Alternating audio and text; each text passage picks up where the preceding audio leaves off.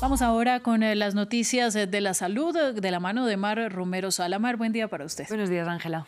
Bien, vamos a empezar hablando sobre un estudio de nutrición, particularmente sobre los posibles riesgos de un edulcorante artificial y también muy popular, ¿no? Muy popular, muy ampliamente usado. Estamos hablando del eritritol, es un endulzante que se usa para sustituir el azúcar, como vemos, ¿no?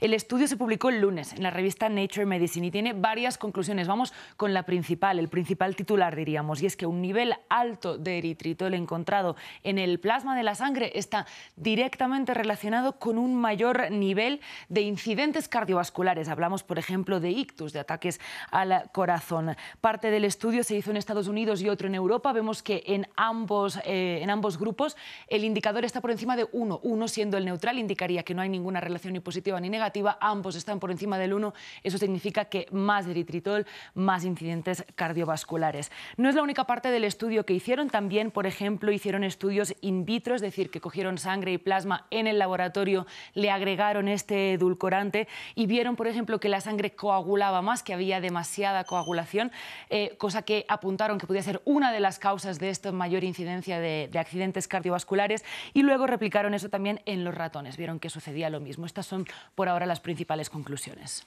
Bien, ¿y qué implicaciones tienen esos resultados en la vida de las personas? Es una información especialmente importante para las personas que acuden a estos edulcorantes sustitutivos del azúcar precisamente para evitar el azúcar, ¿no? Hablamos, por ejemplo, de personas diabéticas o personas que ya tienen problemas cardiovasculares. El eritritol está presente, por ejemplo, en muchísimos de los alimentos que son light, ¿no? O que se dice que están sin azúcar. Es el resultado de la fermentación de varios alcoholes que da ese edulcorante, y además está presente en varios alimentos de forma natural también, por cierto, en algunas frutas o en bebidas como, por ejemplo, el vino. Se calcula que es un 70% tan dulce como el azúcar, por eso lo hace tan buen sustituto, y también porque tiene un conteo calórico muy bajo y un índice glucémico muy bajo, es decir, que no altera el azúcar en sangre, dando igual ese gusto dulce que muchos pues todavía buscamos en la comida. Importante también decir que los resultados de este estudio no significan que tengamos que apartarlo ya mismo de nuestra dieta, primero porque se apunta a una correlación, no a una causa. Hay un vínculo entre este edulcorante y un mayor riesgo de enfermedades cardiovasculares, pero no se sabe si eso puede ser directamente la causa. Eso pasa mucho en nutrición, que hay tantos factores de estilo de vida, de nutrición, que es muy difícil aislar completamente cuál es la causa. Segundo, porque el estudio podría tener algunos sesgos. Por ejemplo, la mayoría de participantes eran mayores de 60 años, que hay un riesgo cardiovascular per se pues, mayor en esta población de adultos.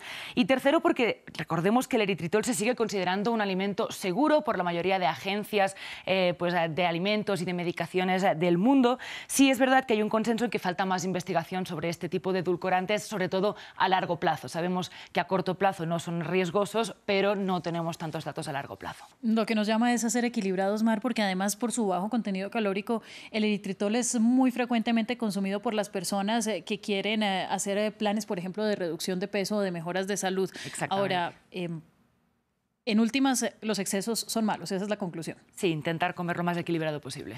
Ahora, vamos a cambiar de tema para hablar de otro estudio bien interesante que realizó un análisis sobre la prevalencia del aborto en países de ingresos medios y bajos. Sí, la verdad, son unas cifras muy interesantes que se publicaron ayer. Es a raíz de un análisis de datos demográficos recogidos en encuestas de 36 países de ingresos bajos y medios. Se concluyó que la prevalencia del aborto era de un 13%, más de una de cada 10 mujeres había accedido a una interrupción del embarazo, con diferencias muy significativas además entre países. La cifra más baja era Namibia con 7,8%, la cifra más alta era en Pakistán, 34% de mujeres reportaban haber accedido a una interrupción del embarazo. Pero quizás además uno de los datos más interesantes son las correlaciones que han encontrado demográficas. ¿Cuáles son las mujeres que acceden a un aborto? Hemos puesto dos ejemplos. Aquí vemos particularmente que el estudio halla que las que más interrumpen embarazo, más acceden a un aborto, son mujeres más mayores y mujeres que están en matrimonio y además que ya tenían uno o más hijos. Contrariamente al que quizás podríamos pues, inferir, que es que son mujeres jóvenes que no tienen planeado empezar una familia y así, ¿no? Entonces, bueno, estos son algunos de los datos que queríamos dar aquí, más interesantes y pues más contrastantes también. Bueno, ¿qué interpretación podemos dar a esas cifras que usted nos entrega? Pues primero hay que reconocer que son datos autorreportados en encuestas, que eso siempre puede implicar algún tipo de sesgo. Entonces toca coger estos datos con precaución. Pero los autores del estudio hablan, por ejemplo, de factores socioeconómicos. En la mayoría de estos países analizados, que son países de Asia y de África, las mujeres casadas en estos países podrían estar sin acceso, por ejemplo, a ningún tipo de medidas anticonceptivas. También sabemos que en edades más altas hay más riesgos de embarazo, que también podría ser uno de los factores que llevan más riesgos al tener el embarazo, quiero decir, que podrían llevar a las mujeres a decidir interrumpirlo, especialmente cuando ya tienen una familia formada. Es importante entender pues, cómo suceden estas dinámicas, tener este tipo de datos, porque en la mayoría de estos países, de nuevo analizados, no hay un acceso al aborto seguro, el aborto no está legalizado o casi no está regulado. Entonces eso significa también saber qué mujeres acceden a estos abortos, son saber qué mujeres se están poniendo en riesgo al acceder a abortos que no son seguros, una de las principales causas, además, de muerte materna en el mundo. Ese es otro problema de penalizar el aborto, Mar, y no nos hemos cansado de repetirlo en France 24, que las maternidades tienen que ser deseadas y no puede ser que somos fábricas de bebés y viene un hijo, el otro, y pues asumir 3 o 4 maternidades. Uf. Es durísimo y además es muy duro para el cuerpo, para la salud de las mujeres, que son quienes asumen al final estos cambios a la hora de tener hijos. Y las tareas de cuidado. Así es.